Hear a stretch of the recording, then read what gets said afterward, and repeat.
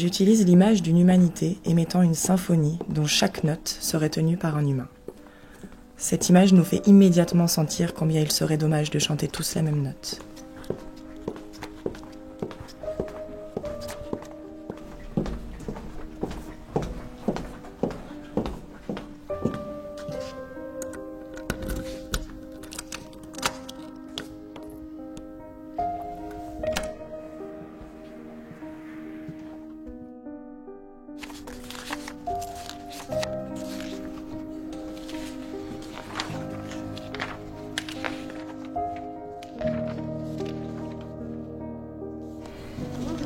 Bonjour. Bonjour. Et bonjour. Bonjour.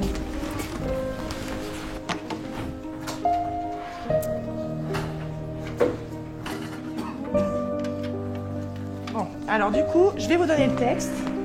C'est un extrait de Un homme debout de Franck Lopé qui incite en fait les gens à sortir des sentiers battus pour développer leur propre personnalité. Donc, la pensée unique, le comportement légal, le politiquement correct, le plagiat, la convoitise, la comparaison sont autant d'attitudes menant à une désynchronisation de l'être humain.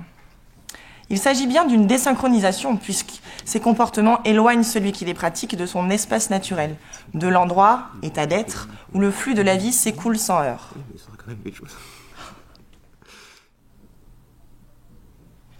D'accord, donc il n'y a personne qui écoute en fait. Bon. Kevin, tiens, reprends s'il te plaît.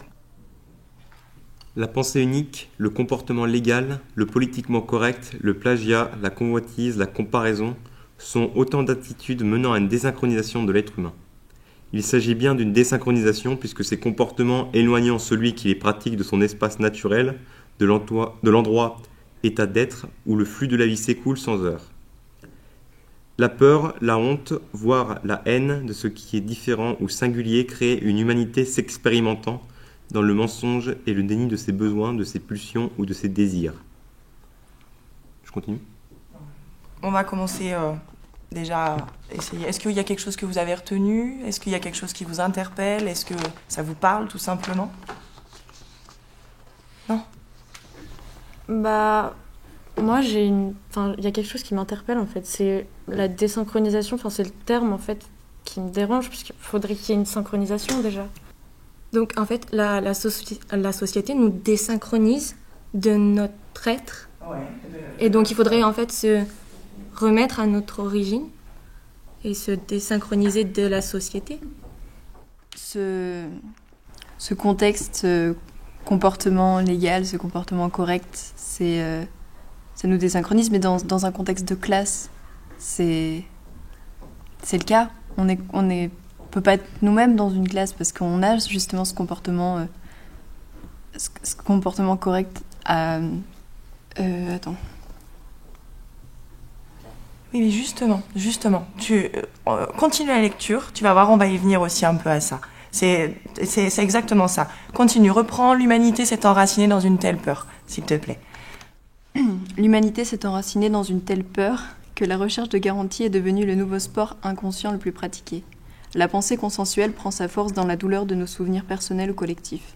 La peur de souffrir crée une population qui tente par tous les moyens de faire en sorte que ça ne tombe pas sur moi. Se noyer dans la masse, ne pas sortir du lot, faire comme tout le monde permettrait de s'abriter du mal. Comme dans une salle de classe où les élèves craignent d'être interrogés, la population se tasse dans un silence calculé, ni trop inquiet, ni trop à l'aise. Tout d'abord, ce que je pense, c'est que la disposition de la classe, c'est qu'une proposition. On devrait plus être dans un contexte de dialogue, parce que là, on est dans un contexte trop traditionnel, et du coup, pour parler, ça devient plus compliqué. Tu vois, là, tu avais certainement quelque chose d'intéressant à dire, et là, qu'est-ce qui t'empêche de parler ? Les autres, le cadre, etc., etc. Donc, ce qu'on va faire, là, tout de suite, en fait, vous allez vous lever, et le cadre, on va le briser. Donc, on va enlever les tables, on va se pousser, on va faire de la place, et on va vraiment avoir des échanges. Déjà, vous allez vous lever, comme ça, on va se mettre un petit peu sur un pied d'égalité, hein, tous ensemble. Non, mais faites-le vraiment, là. Allez, on se lève, on réagit. Allez, on brise les places. Enlève-les tes chaussures, enlève-les. Voilà. Si vous étiez chez vous, là, qu'est-ce que vous feriez ? Vous poseriez comment, là ? Ah, si, voilà, mets-toi mains sur la table, si tu veux, exactement. Allez-y, vivez là, faites ce que vous avez envie de faire, allez-y. Voilà, allez, ben voilà. Ouais, du coup, en fait, on est bien à l'aise là quand même. Mais du coup, madame, là vous dites qu'on peut, enfin qu'on doit faire ce qu'on veut, enfin qu'on peut faire ce qu'on veut, mais enfin on peut jamais vraiment faire ce qu'on veut, parce que si là je m'écouterais, je partirais, parce que là je me fais vraiment chier quoi. Bah écoute, si tu te fais chier, pars, non? Ouais, mais t'as ton libre arbitre aussi. T'as toujours le choix, tu peux toujours le faire, tu peux. Enfin, fais comme tu veux. Non? Il peut partir.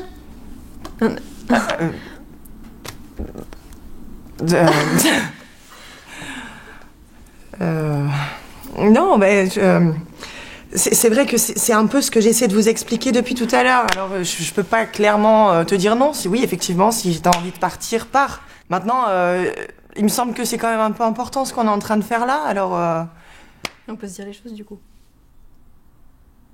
La question n'est-elle pas plutôt doit-on tout dire? Bah, moi, je suis pas trop d'accord parce que, par exemple, avec ma sœur, on n'a pas forcément besoin de tout se dire parce qu'on peut se faire comprendre même avec un seul regard, par exemple. Donc, c'est pas nécessaire, je pense. Après, ça dépend des personnes, mais c'est pas indispensable. Voilà. Le problème, Esra, c'est qu'on n'a pas tous une sœur avec qui communiquer par la pensée ou par le regard. Moi, par exemple, pour me faire comprendre, il faut que j'utilise la parole parce qu'avec les arrière-pensées, on ne peut pas toujours tout deviner, les émotions par le simple toucher ou le regard. Ça me paraît un peu difficile. Non ?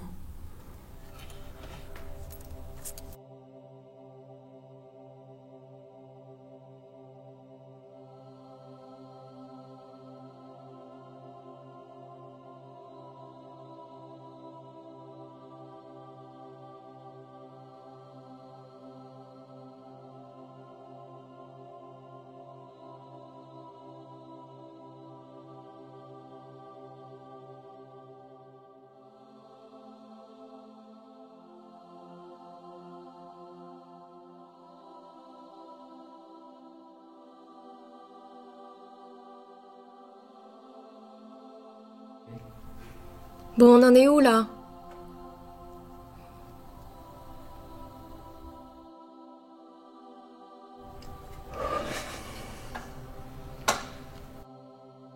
C'est un peu le bordel.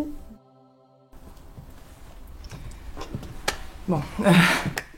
Je viens de prendre conscience que je vous demande depuis tout à l'heure que j'essaie de vous expliquer quelque chose que je suis parfaitement incapable de faire.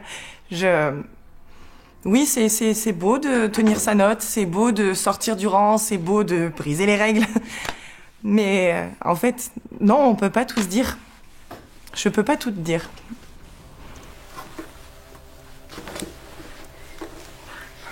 Tu peux me dire quoi? T'as pas compris?